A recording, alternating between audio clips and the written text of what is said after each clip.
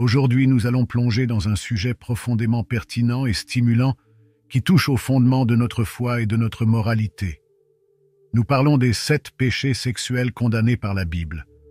Dans cette vidéo, nous identifierons non seulement ces péchés, mais nous explorerons également leurs implications pour nos vies personnelles et comment nous pouvons chercher la libération et la transformation en Christ.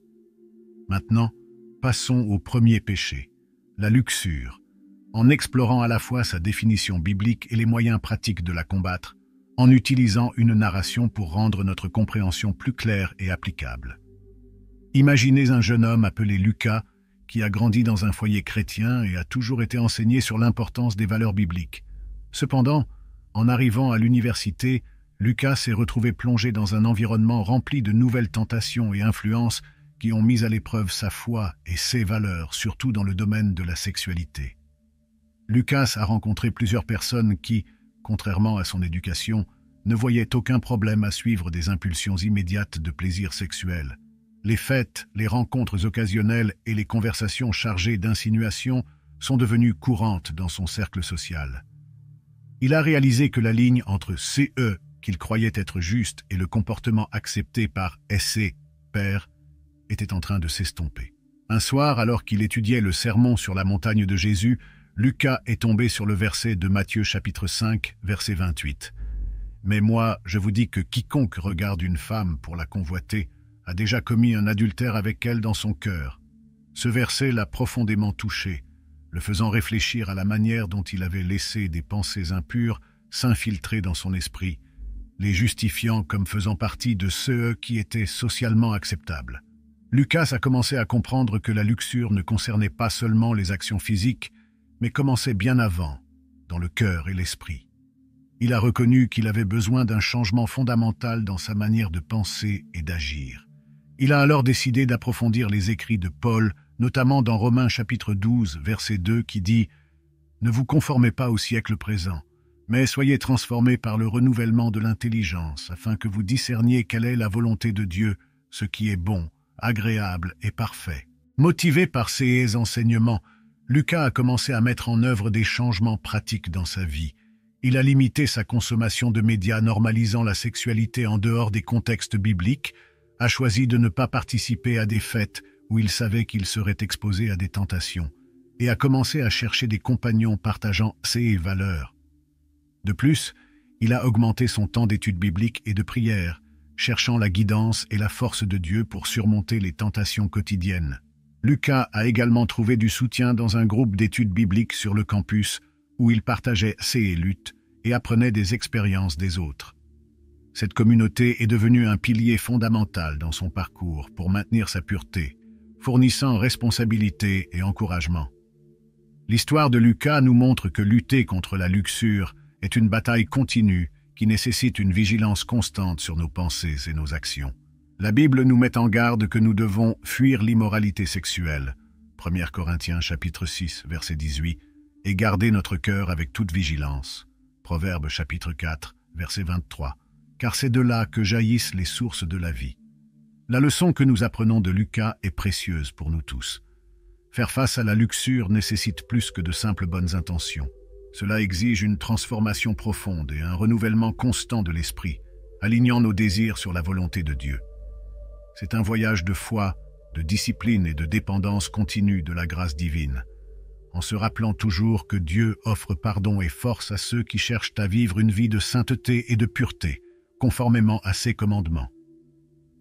Comprendre la perspective conservatrice chrétienne sur l'homosexualité nécessite une analyse attentive de certains textes bibliques et de leur interprétation tout au long de l'histoire du christianisme. Explorons ce sujet délicat de manière respectueuse et réfléchie, en cherchant à comprendre les bases théologiques qui soutiennent cette vision. Tout d'abord, il est important de noter que la Bible aborde à plusieurs reprises la question de la sexualité humaine, établissant des paramètres pour ce qui est considéré comme moralement acceptable et ce qui ne l'est pas. Dans une interprétation conservatrice chrétienne, l'homosexualité est vue comme incompatible avec le plan original de Dieu pour l'humanité, tel que décrit dans les Écritures. Dans Lévitique chapitre 18, verset 22, nous trouvons l'une des passages les plus cités sur ce sujet. Tu ne coucheras pas avec un homme comme on couche avec une femme. C'est une abomination.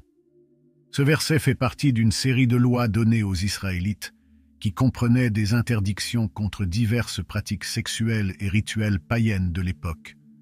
Pour de nombreux théologiens conservateurs, ce verset est interprété comme une interdiction explicite de l'activité sexuelle homosexuelle. Un autre texte souvent mentionné est Romains chapitre 1, versets 26 et 27, où l'apôtre Paul décrit des comportements qu'il voit comme contraires à l'ordre naturel établi par Dieu. Le texte dit « C'est pourquoi Dieu les a livrés à des passions infâmes, car leurs femmes ont changé l'usage naturel en celui qui est contre nature. Et de même les hommes, abandonnant l'usage naturel de la femme, se sont enflammés dans leur convoitise les uns pour les autres, hommes avec hommes, commettant des actes infâmes et recevant en eux-mêmes le salaire qui était dû à leur égarement. » Pour de nombreux chrétiens conservateurs, Paul identifie clairement et condamne les relations homosexuelles. Il est cependant crucial d'aborder ce sujet avec une compréhension que l'interprétation biblique peut varier considérablement entre différentes traditions et communautés chrétiennes. Alors que certains interprètent ces textes comme des condamnations claires de l'homosexualité, d'autres soutiennent que ces versets doivent être compris dans leurs contextes historiques et culturels spécifiques qui diffèrent grandement du contexte moderne. Au cœur de la perspective conservatrice se trouve la croyance que la conception divine de la sexualité humaine est fondée sur la complémentarité entre l'homme et la femme, destinée aussi bien à la procréation qu'à la représentation symbolique de la relation entre le Christ et l'Église, comme exploré dans Éphésiens 5. Pour ceux qui éprouvent une attirance pour le même sexe et cherchent à vivre selon les principes chrétiens conservateurs, de nombreuses communautés offrent un soutien et des conseils, mettant l'accent sur l'identité en Christ au-dessus de toute autre identité sexuelle. Ces communautés mettent l'accent sur l'amour, l'acceptation et la compassion, tout en adhérant à leurs convictions théologiques. Parler de ces questions peut être difficile, mais c'est important pour construire des ponts de compréhension et de respect mutuel. L'approche doit toujours être faite avec grâce et vérité, reconnaissant la dignité de chaque personne comme image de Dieu et cherchant la guidance dans la prière et les Écritures pour vivre une vie qui reflète l'amour et la sainteté de Dieu. Maintenant, parlons de l'adultère. Comprendre la gravité de l'adultère du point de vue biblique est fondamental pour la santé spirituelle et émotionnelle des chrétiens, en particulier ceux qui sont dans des relations matrimoniales. La Bible condamne non seulement clairement l'adultère, mais discute également largement des implications morales, spirituelles et sociales qu'il entraîne. Explorons ce sujet en détail, en tenant compte de la théologie, de la moralité et des pratiques qui peuvent protéger et guérir les relations affectées par ce péché. L'interdiction de l'adultère est clairement exprimée dans les 10 commandements énumérés dans Exode chapitre 20, verset 14. « Tu ne commettras pas d'adultère ». Ce commandement est répété à plusieurs reprises dans les Écritures, montrant son importance transversale dans les textes sacrés. Dans la tradition judéo-chrétienne, l'adultère est compris non seulement comme une transgression contre le conjoint, mais aussi contre la communauté et contre Dieu, qui a établi le mariage comme un pacte sacré. Jésus-Christ élève la compréhension de l'adultère dans le Sermon sur la montagne, mentionné précédemment, en indiquant que même le désir lubrique constitue un adultère du cœur. Cela reflète l'idée que la fidélité dans le mariage n'est pas seulement physique, mais aussi mentale et émotionnelle. Ainsi, la pureté de cœur devient un idéal que les disciples du Christ doivent poursuivre. Historiquement, l'adultère était considéré comme un crime grave, souvent sévèrement puni dans de nombreuses sociétés influencées par la Bible. Cela est dû à la valeur extrêmement élevée accordée à la famille en tant qu'unité de base de la société. Un acte d'adultère pouvait déstabiliser la structure familiale, entraînant des conséquences sociales négatives telles que des conflits entre familles et des questions d'héritage. Spirituellement, l'adultère est considéré comme un péché qui crée une barrière entre l'individu et Dieu. En termes de vie de prière et de communion avec Dieu, la présence de péchés non confessés et non abandonnés tels que l'adultère peut sérieusement affecter la relation du croyant avec Dieu.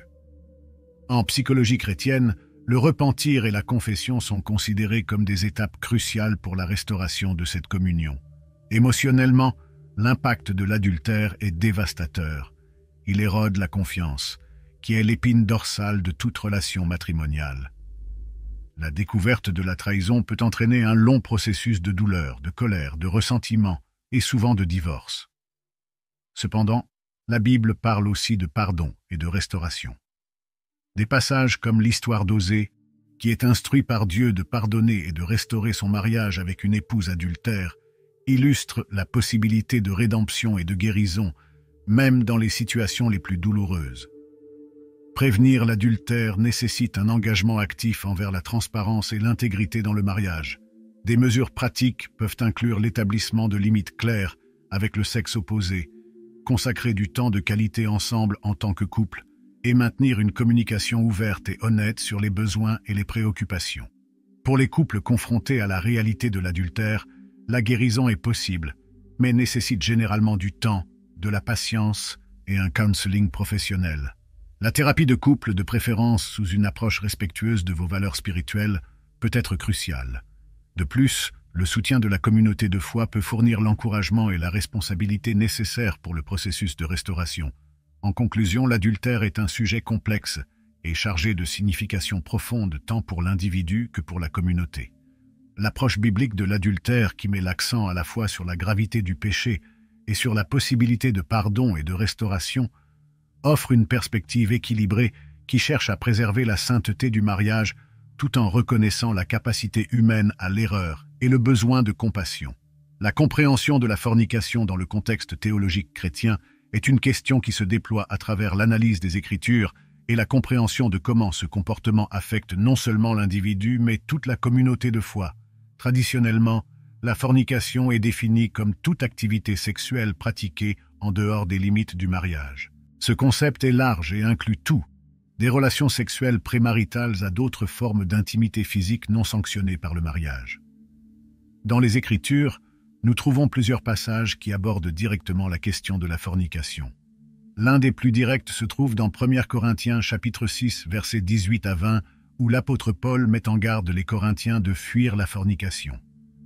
Paul soutient que, contrairement à d'autres péchés, la fornication est un péché contre le propre corps, qui est le temple du Saint-Esprit.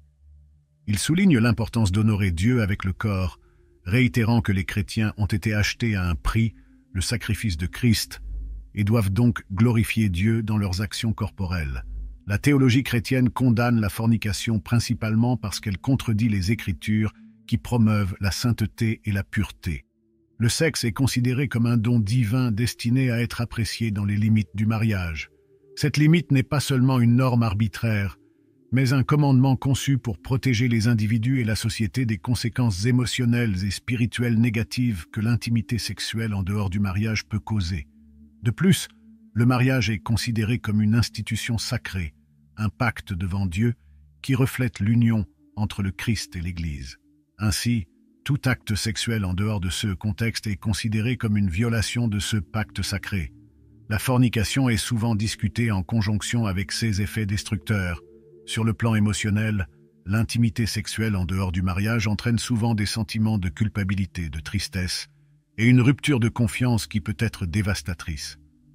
Les relations fondées ou imprégnées de fornication souffrent souvent d'instabilité, car elles manquent de l'engagement et de la sécurité que le mariage offre. La fornication comporte également des implications spirituelles, car elle crée une barrière entre l'individu et Dieu, interférant avec la communion spirituelle et la croissance dans la foi.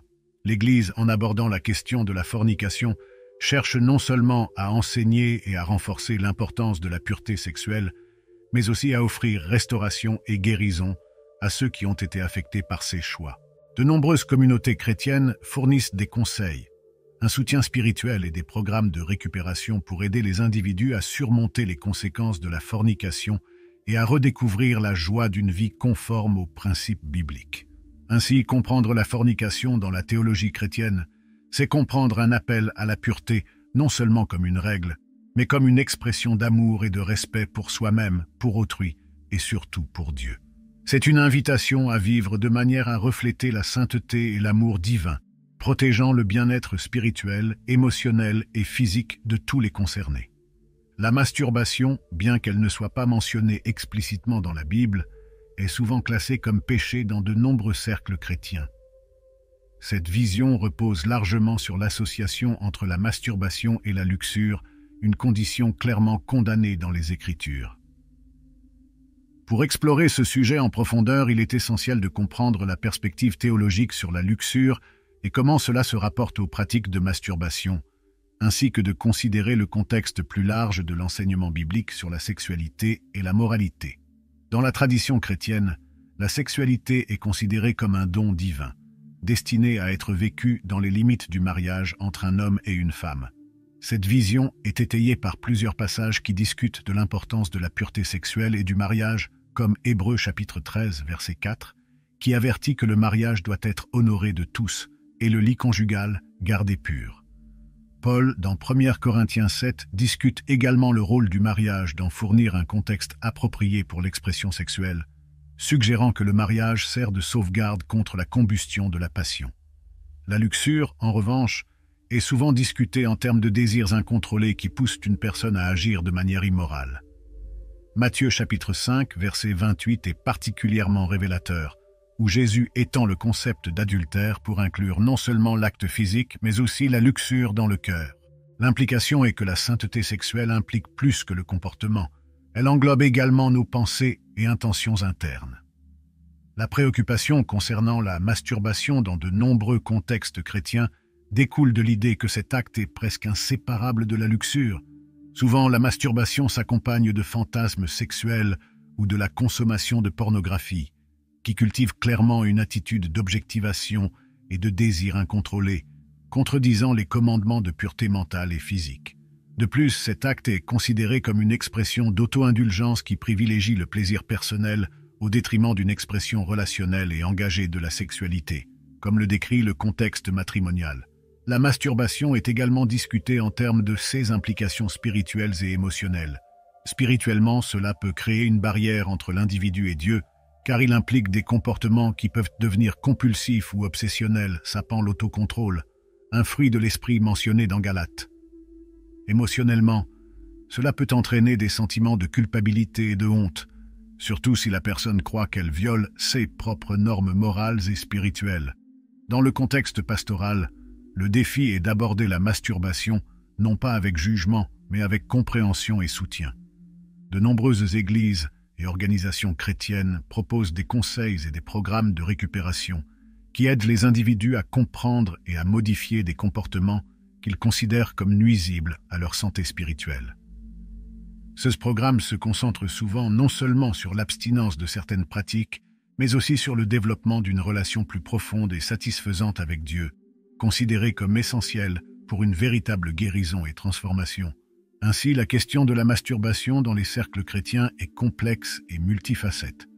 Elle implique une intersection de doctrines bibliques, d'éthique personnelle et de santé spirituelle et émotionnelle. L'approche de ce sujet doit toujours chercher à équilibrer la vérité biblique avec l'amour et la miséricorde, reconnaissant que chaque individu fait face à des luttes uniques et que chaque voyage vers la sainteté est personnel et unique.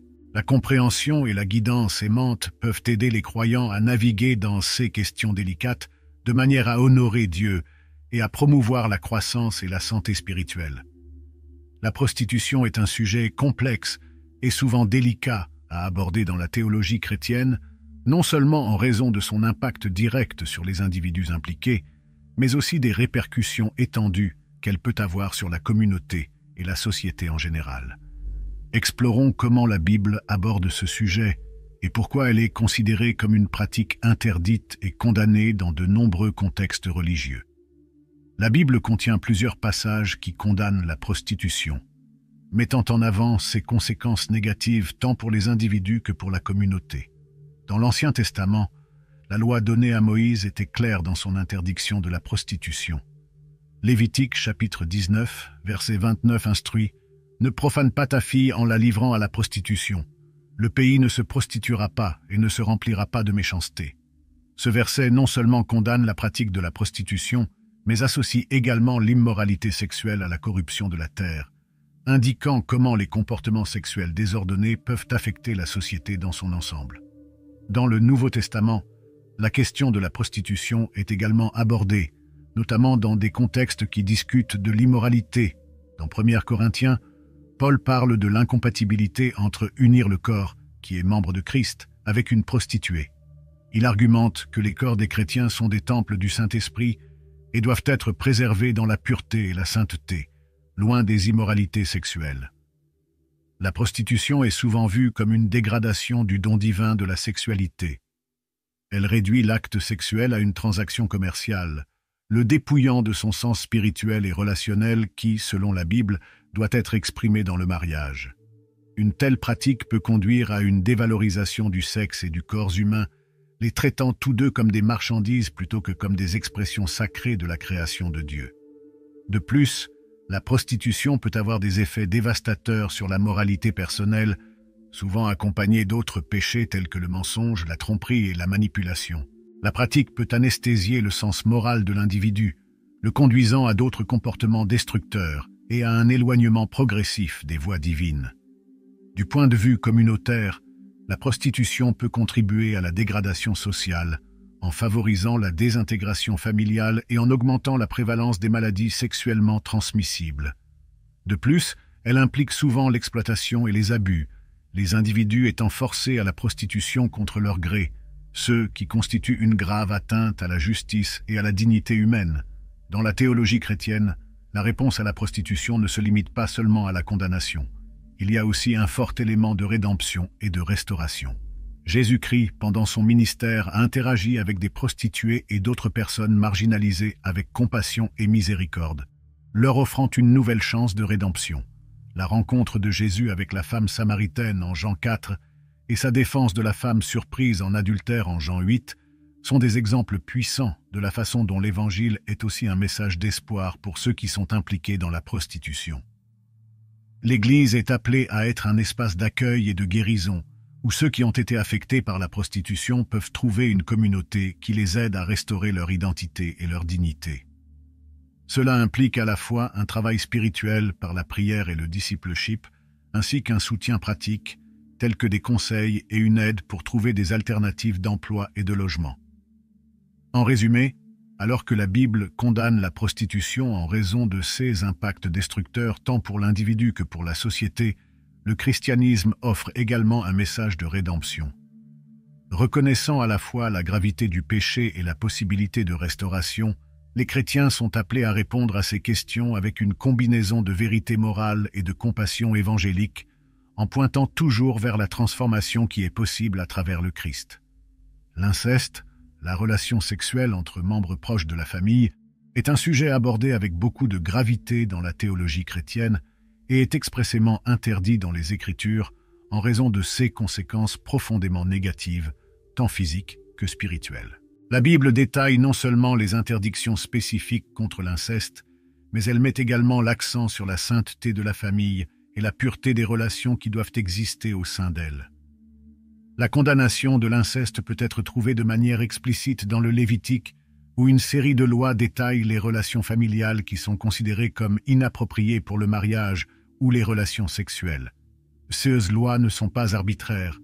Elles reflètent l'importance de la structure familiale dans la culture et la loi juive, servant à la fois à protéger l'intégrité de la famille et à garantir la santé et le bien-être de ces communautés. De plus, d'un point de vue spirituel, ces interdictions aident à maintenir la pureté du peuple qui a été appelé à représenter Dieu parmi les nations. L'inceste est considéré comme une distorsion de l'image divine dans la sexualité humaine.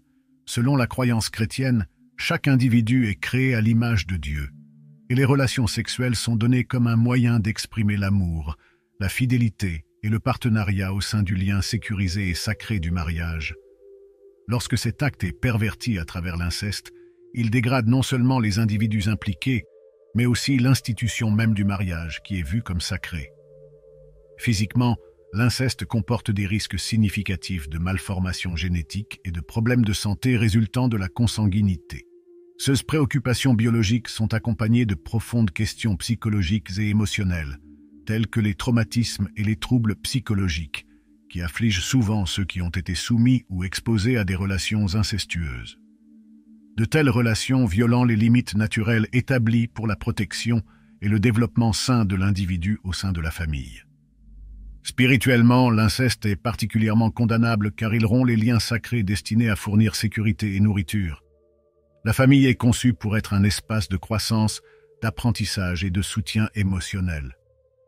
Lorsque ces limites sont transgressées, l'environnement familial cesse d'être un refuge sûr, se transformant en un champ de mine de manipulation et d'abus, déformant ainsi l'image de l'amour et des soins qu'il devrait illustrer.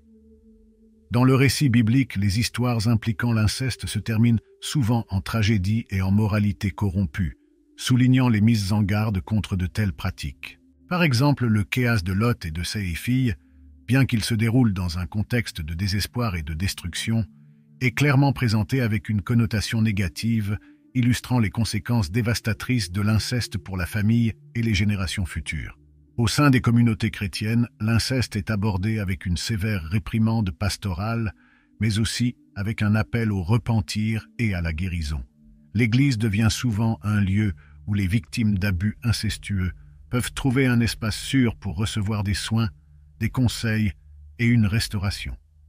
Les leaders sont appelés à traiter ces situations avec une grande sensibilité et compassion, aidant les personnes impliquées à surmonter le traumatisme et à restaurer leur vie à la lumière des principes bibliques de rédemption et de pardon. En conclusion, l'inceste est clairement condamné dans le contexte chrétien, non seulement pour ses implications physiques et émotionnelles, mais aussi pour sa capacité à corroder les fondements moraux et spirituels de la famille et de la société. La Bible utilise ces interdictions pour enseigner sur les limites nécessaires qui protègent la dignité et la sainteté de la famille, reflétant le souci de Dieu pour le bien-être et la santé spirituelle de son peuple. Nous arrivons à la fin de notre vidéo d'aujourd'hui, où nous avons exploré en profondeur les 7 péchés sexuels condamnés par la Bible et leurs implications dans nos vies. J'espère que cette discussion a été éclairante et qu'elle aide chacun de nous à réfléchir à nos propres actions et à chercher une vie plus alignée sur les enseignements du Christ. Si vous avez trouvé cette vidéo utile et éclairante, veuillez laisser un like, car cela aide vraiment à la diffusion de ce contenu. Et si vous n'êtes pas encore abonné à la chaîne, je vous invite à vous abonner dès maintenant. En vous abonnant, vous soutenez non seulement notre travail, mais vous vous assurez également de ne manquer aucune de nos futures vidéos qui sont conçues pour vous aider à grandir dans la foi et la compréhension. N'oubliez pas non plus de laisser votre commentaire ci-dessous, partageant vos réflexions ou questions sur le sujet. Nous aimons voir la communauté interagir et apprendre ensemble. Votre participation est très importante pour nous. Merci d'avoir regardé et à la prochaine vidéo. Que Dieu vous bénisse tous abondamment.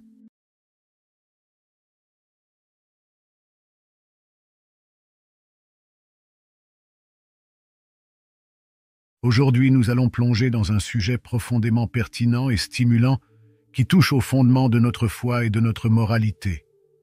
Nous parlons des 7 péchés sexuels condamnés par la Bible. Dans cette vidéo, nous identifierons non seulement ces péchés, mais nous explorerons également leurs implications pour nos vies personnelles et comment nous pouvons chercher la libération et la transformation en Christ. Maintenant, passons au premier péché, la luxure, en explorant à la fois sa définition biblique et les moyens pratiques de la combattre, en utilisant une narration pour rendre notre compréhension plus claire et applicable. Imaginez un jeune homme appelé Lucas, qui a grandi dans un foyer chrétien et a toujours été enseigné sur l'importance des valeurs bibliques. Cependant, en arrivant à l'université, Lucas s'est retrouvé plongé dans un environnement rempli de nouvelles tentations et influences qui ont mis à l'épreuve sa foi et ses valeurs, surtout dans le domaine de la sexualité. Lucas a rencontré plusieurs personnes qui, contrairement à son éducation, ne voyaient aucun problème à suivre des impulsions immédiates de plaisir sexuel. Les fêtes, les rencontres occasionnelles et les conversations chargées d'insinuations sont devenues courantes dans son cercle social. Il a réalisé que la ligne entre CE, qu'il croyait être juste, et le comportement accepté par SC, père, était en train de s'estomper. Un soir, alors qu'il étudiait le sermon sur la montagne de Jésus, Lucas est tombé sur le verset de Matthieu chapitre 5, verset 28. « Mais moi, je vous dis que quiconque regarde une femme pour la convoiter a déjà commis un adultère avec elle dans son cœur. » Ce verset l'a profondément touché, le faisant réfléchir à la manière dont il avait laissé des pensées impures s'infiltrer dans son esprit, les justifiant comme faisant partie de ceux qui étaient socialement acceptables. Lucas a commencé à comprendre que la luxure ne concernait pas seulement les actions physiques, mais commençait bien avant, dans le cœur et l'esprit. Il a reconnu qu'il avait besoin d'un changement fondamental dans sa manière de penser et d'agir, Il a alors décidé d'approfondir les écrits de Paul, notamment dans Romains chapitre 12, verset 2, qui dit « Ne vous conformez pas au siècle présent, mais soyez transformés par le renouvellement de l'intelligence, afin que vous discerniez quelle est la volonté de Dieu, ce qui est bon, agréable et parfait. » Motivé par ces enseignements, Lucas a commencé à mettre en œuvre des changements pratiques dans sa vie. Il a limité sa consommation de médias, normalisant la sexualité en dehors des contextes bibliques, a choisi de ne pas participer à des fêtes où il savait qu'il serait exposé à des tentations, et a commencé à chercher des compagnons partageant ses valeurs. De plus, il a augmenté son temps d'études bibliques et de prière, cherchant la guidance et la force de Dieu pour surmonter les tentations quotidiennes. Lucas a également trouvé du soutien dans un groupe d'études bibliques sur le campus où il partageait ses luttes et apprenait des expériences des autres. Cette communauté est devenue un pilier fondamental dans son parcours pour maintenir sa pureté, fournissant responsabilité et encouragement.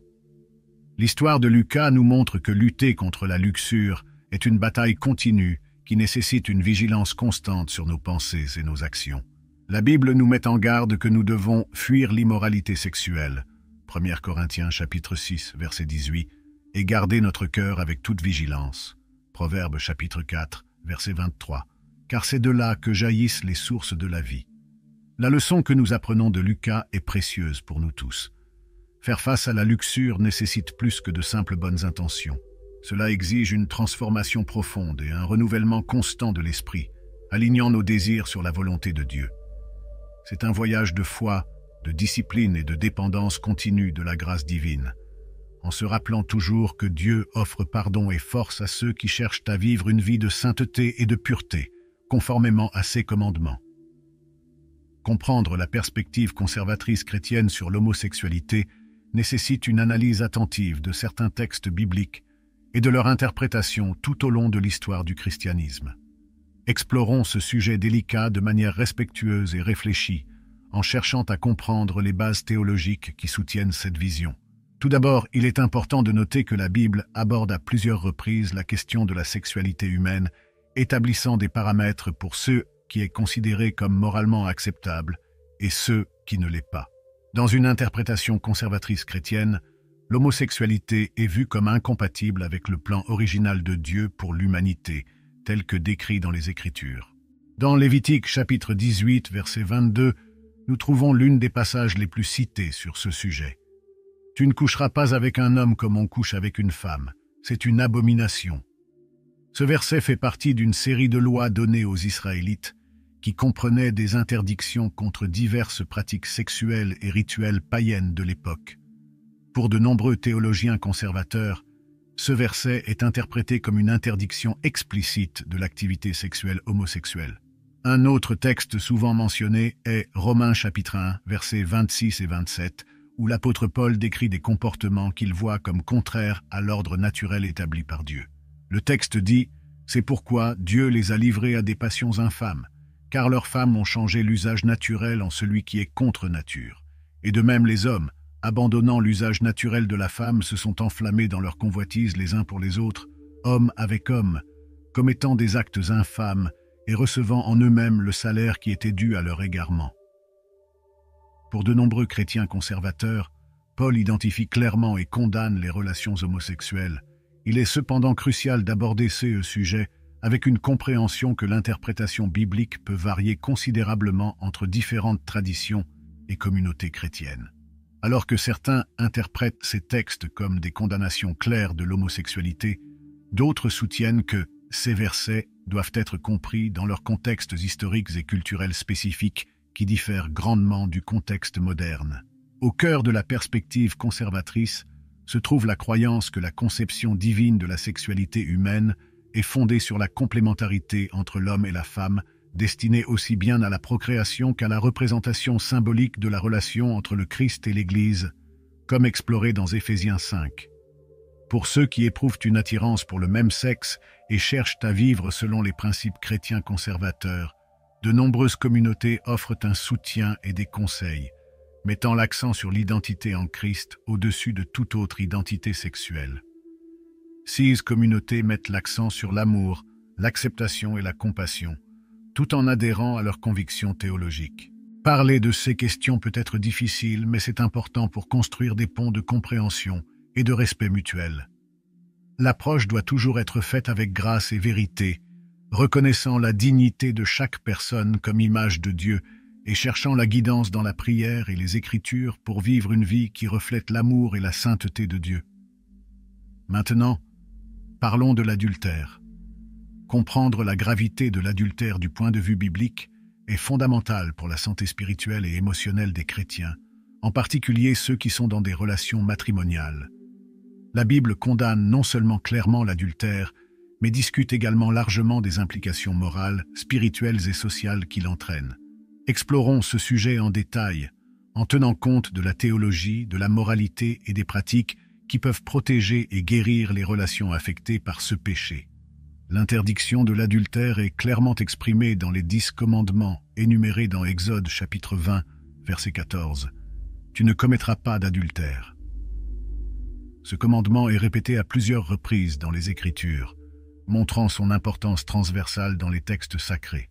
Dans la tradition judéo-chrétienne, l'adultère est compris non seulement comme une transgression contre le conjoint, mais aussi contre la communauté et contre Dieu, qui a établi le mariage comme un pacte sacré.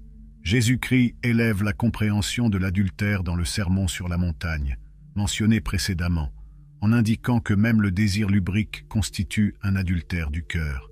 Cela reflète l'idée que la fidélité dans le mariage n'est pas seulement physique, mais aussi mentale et émotionnelle.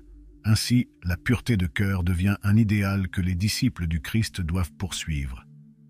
Historiquement, l'adultère était considéré comme un crime grave, souvent sévèrement puni dans de nombreuses sociétés influencées par la Bible. Cela est dû à la valeur extrêmement élevée accordée à la famille en tant qu'unité de base de la société. Un acte d'adultère pouvait déstabiliser la structure familiale, entraînant des conséquences sociales négatives telles que des conflits entre familles et des questions d'héritage. Spirituellement, l'adultère est considéré comme un péché qui crée une barrière entre l'individu et Dieu. En termes de vie de prière et de communion avec Dieu, la présence de péchés non confessés et non abandonnés, tels que l'adultère, peut sérieusement affecter la relation du croyant avec Dieu. En psychologie chrétienne, le repentir et la confession sont considérés comme des étapes cruciales pour la restauration de cette communion. Émotionnellement, l'impact de l'adultère est dévastateur. Il érode la confiance, qui est l'épine dorsale de toute relation matrimoniale. La découverte de la trahison peut entraîner un long processus de douleur, de colère, de ressentiment et souvent de divorce. Cependant, la Bible parle aussi de pardon et de restauration. Des passages comme l'histoire d'Osée, qui est instruit par Dieu de pardonner et de restaurer son mariage avec une épouse adultère, illustrent la possibilité de rédemption et de guérison, même dans les situations les plus douloureuses. Prévenir l'adultère nécessite un engagement actif envers la transparence et l'intégrité dans le mariage. Des mesures pratiques peuvent inclure l'établissement de limites claires avec le sexe opposé, consacrer du temps de qualité ensemble en tant que couple, et maintenir une communication ouverte et honnête sur les besoins et les préoccupations. Pour les couples confrontés à la réalité de l'adultère, la guérison est possible, mais nécessite généralement du temps, de la patience et un counseling professionnel. La thérapie de couple, de préférence sous une approche respectueuse de vos valeurs spirituelles, peut être cruciale. De plus, le soutien de la communauté de foi peut fournir l'encouragement et la responsabilité nécessaires pour le processus de restauration. En conclusion, l'adultère est un sujet complexe et chargé de significations profondes tant pour l'individu que pour la communauté.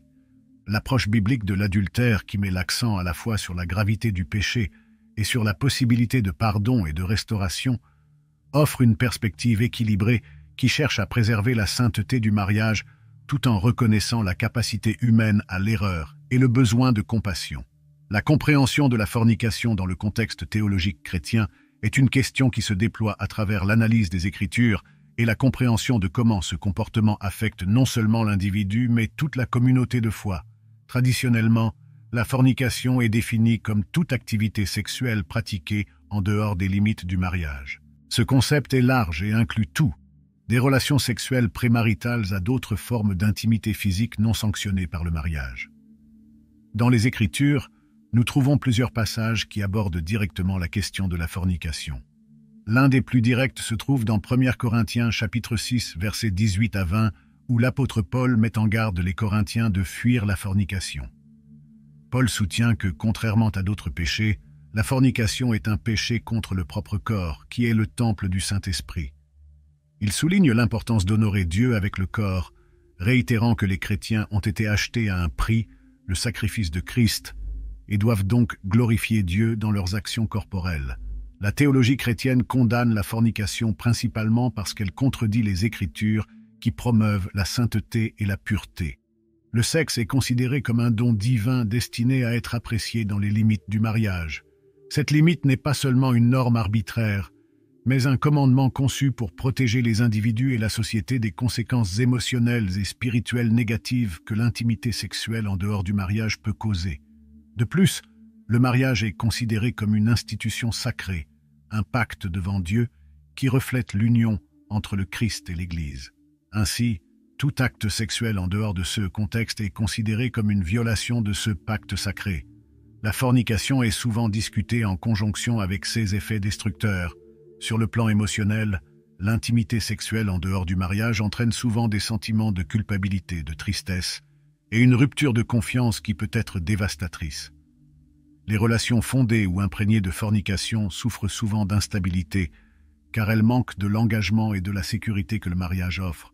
La fornication comporte également des implications spirituelles, car elle crée une barrière entre l'individu et Dieu, interférant avec la communion spirituelle et la croissance dans la foi.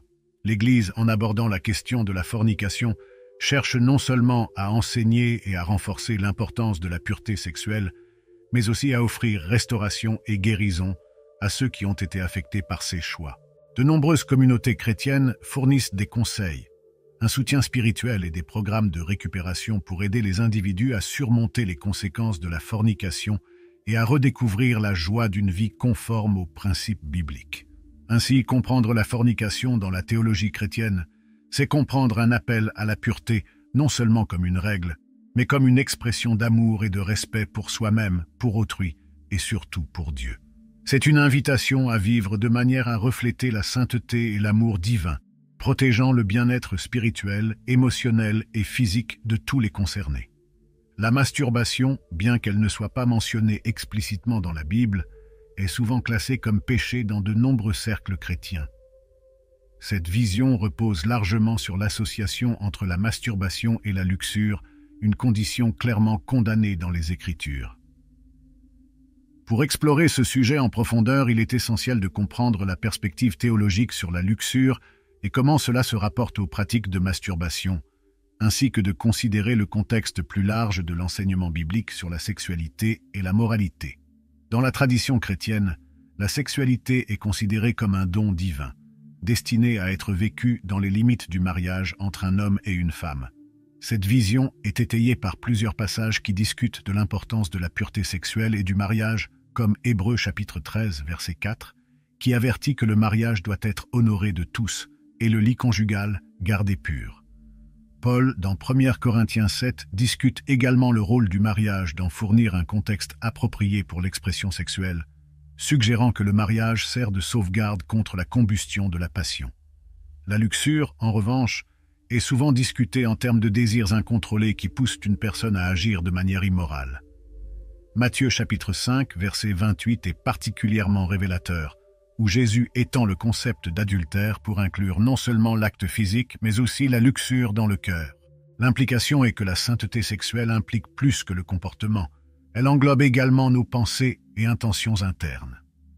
La préoccupation concernant la masturbation dans de nombreux contextes chrétiens découle de l'idée que cet acte est presque inséparable de la luxure. Souvent, la masturbation s'accompagne de fantasmes sexuels ou de la consommation de pornographie, qui cultive clairement une attitude d'objectivation et de désir incontrôlé, contredisant les commandements de pureté mentale et physique. De plus, cet acte est considéré comme une expression d'auto-indulgence qui privilégie le plaisir personnel au détriment d'une expression relationnelle et engagée de la sexualité, comme le décrit le contexte matrimonial. La masturbation est également discutée en termes de ses implications spirituelles et émotionnelles. Spirituellement, cela peut créer une barrière entre l'individu et Dieu, car il implique des comportements qui peuvent devenir compulsifs ou obsessionnels, sapant l'autocontrôle, un fruit de l'esprit mentionné dans Galates. Émotionnellement, cela peut entraîner des sentiments de culpabilité et de honte, surtout si la personne croit qu'elle viole ses propres normes morales et spirituelles. Dans le contexte pastoral, le défi est d'aborder la masturbation non pas avec jugement, mais avec compréhension et soutien. De nombreuses églises et organisations chrétiennes proposent des conseils et des programmes de récupération qui aident les individus à comprendre et à modifier des comportements qu'ils considèrent comme nuisibles à leur santé spirituelle. Ce programme se concentre souvent non seulement sur l'abstinence de certaines pratiques, mais aussi sur le développement d'une relation plus profonde et satisfaisante avec Dieu, considérée comme essentielle pour une véritable guérison et transformation. Ainsi, la question de la masturbation dans les cercles chrétiens est complexe et multifacette. Elle implique une intersection de doctrines bibliques, d'éthique personnelle et de santé spirituelle et émotionnelle. L'approche de ce sujet doit toujours chercher à équilibrer la vérité biblique avec l'amour et la miséricorde, reconnaissant que chaque individu fait face à des luttes uniques et que chaque voyage vers la sainteté est personnel et unique. La compréhension et la guidance aimante peuvent aider les croyants à naviguer dans ces questions délicates de manière à honorer Dieu et à promouvoir la croissance et la santé spirituelle. La prostitution est un sujet complexe et souvent délicat à aborder dans la théologie chrétienne, non seulement en raison de son impact direct sur les individus impliqués, mais aussi des répercussions étendues qu'elle peut avoir sur la communauté et la société en général. Explorons comment la Bible aborde ce sujet et pourquoi elle est considérée comme une pratique interdite et condamnée dans de nombreux contextes religieux.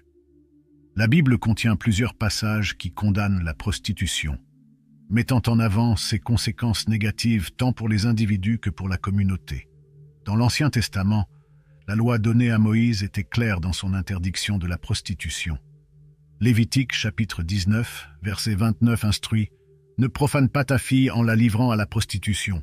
Le pays ne se prostituera pas et ne se remplira pas de méchanceté. » Ce verset non seulement condamne la pratique de la prostitution, mais associe également l'immoralité sexuelle à la corruption de la terre, indiquant comment les comportements sexuels désordonnés peuvent affecter la société dans son ensemble. Dans le Nouveau Testament, la question de la prostitution est également abordée, notamment dans des contextes qui discutent de l'immoralité. Dans 1 Corinthiens, Paul parle de l'incompatibilité entre unir le corps, qui est membre de Christ, avec une prostituée. Il argumente que les corps des chrétiens sont des temples du Saint-Esprit et doivent être préservés dans la pureté et la sainteté, loin des immoralités sexuelles. La prostitution est souvent vue comme une dégradation du don divin de la sexualité. Elle réduit l'acte sexuel à une transaction commerciale, le dépouillant de son sens spirituel et relationnel qui, selon la Bible, doit être exprimé dans le mariage. Une telle pratique peut conduire à une dévalorisation du sexe et du corps humain, les traitant tous deux comme des marchandises plutôt que comme des expressions sacrées de la création de Dieu. De plus, la prostitution peut avoir des effets dévastateurs sur la moralité personnelle, souvent accompagnés d'autres péchés tels que le mensonge, la tromperie et la manipulation. La pratique peut anesthésier le sens moral de l'individu, le conduisant à d'autres comportements destructeurs et à un éloignement progressif des voies divines. Du point de vue communautaire, la prostitution peut contribuer à la dégradation sociale, en favorisant la désintégration familiale et en augmentant la prévalence des maladies sexuellement transmissibles. De plus, elle implique souvent l'exploitation et les abus, les individus étant forcés à la prostitution contre leur gré, ce qui constitue une grave atteinte à la justice et à la dignité humaine. Dans la théologie chrétienne, la réponse à la prostitution ne se limite pas seulement à la condamnation. Il y a aussi un fort élément de rédemption et de restauration. Jésus-Christ, pendant son ministère, a interagi avec des prostituées et d'autres personnes marginalisées avec compassion et miséricorde, leur offrant une nouvelle chance de rédemption. La rencontre de Jésus avec la femme samaritaine en Jean 4 et sa défense de la femme surprise en adultère en Jean 8 sont des exemples puissants de la façon dont l'Évangile est aussi un message d'espoir pour ceux qui sont impliqués dans la prostitution. L'Église est appelée à être un espace d'accueil et de guérison, où ceux qui ont été affectés par la prostitution peuvent trouver une communauté qui les aide à restaurer leur identité et leur dignité. Cela implique à la fois un travail spirituel par la prière et le discipleship, ainsi qu'un soutien pratique, tel que des conseils et une aide pour trouver des alternatives d'emploi et de logement. En résumé, alors que la Bible condamne la prostitution en raison de ses impacts destructeurs tant pour l'individu que pour la société, le christianisme offre également un message de rédemption.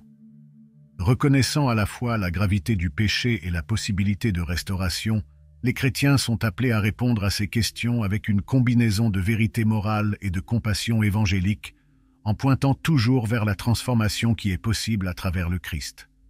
L'inceste, la relation sexuelle entre membres proches de la famille, est un sujet abordé avec beaucoup de gravité dans la théologie chrétienne et est expressément interdit dans les Écritures en raison de ses conséquences profondément négatives, tant physiques que spirituelles. La Bible détaille non seulement les interdictions spécifiques contre l'inceste, mais elle met également l'accent sur la sainteté de la famille et la pureté des relations qui doivent exister au sein d'elle.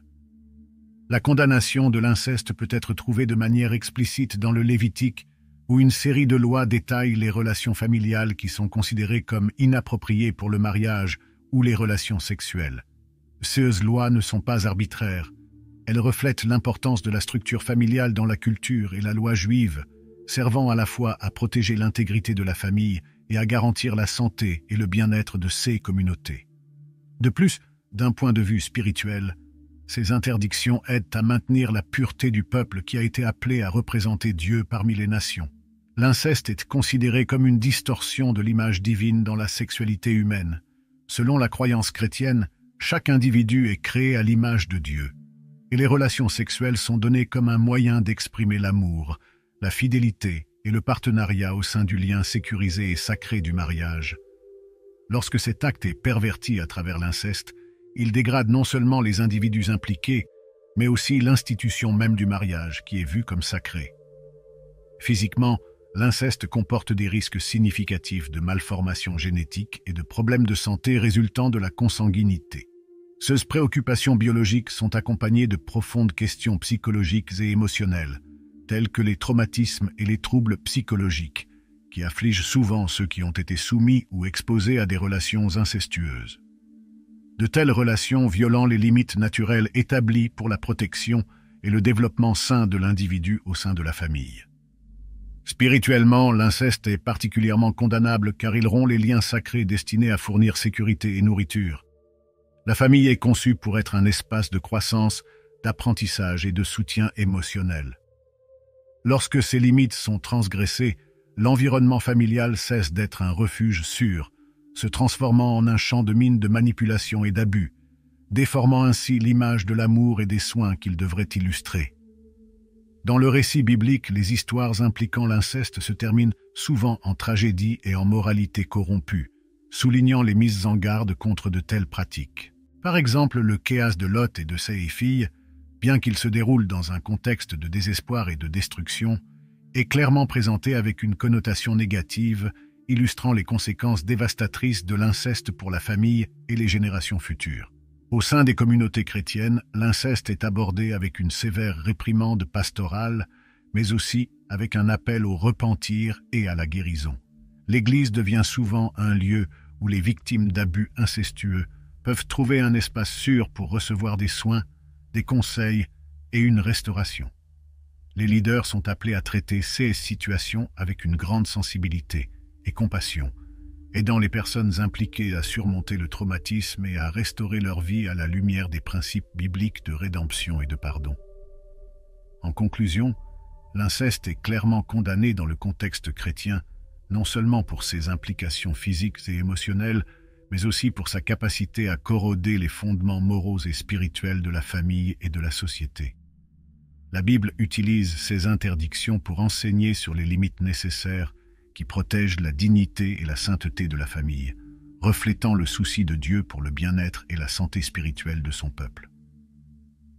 Nous arrivons à la fin de notre vidéo d'aujourd'hui, où nous avons exploré en profondeur les 7 péchés sexuels condamnés par la Bible et leurs implications dans nos vies. J'espère que cette discussion a été éclairante et qu'elle aide chacun de nous à réfléchir à nos propres actions et à chercher une vie plus alignée sur les enseignements du Christ. Si vous avez trouvé cette vidéo utile et éclairante, veuillez laisser un like, car cela aide vraiment à la diffusion de ce contenu. Et si vous n'êtes pas encore abonné à la chaîne, je vous invite à vous abonner dès maintenant. En vous abonnant, vous soutenez non seulement notre travail, mais vous vous assurez également de ne manquer aucune de nos futures vidéos qui sont conçues pour vous aider à grandir dans la foi et la compréhension. N'oubliez pas non plus de laisser votre commentaire ci-dessous, partageant vos réflexions ou questions sur le sujet. Nous aimons voir la communauté interagir et apprendre ensemble. Votre participation est très importante pour nous. Merci d'avoir regardé et à la prochaine vidéo. Que Dieu vous bénisse tous abondamment.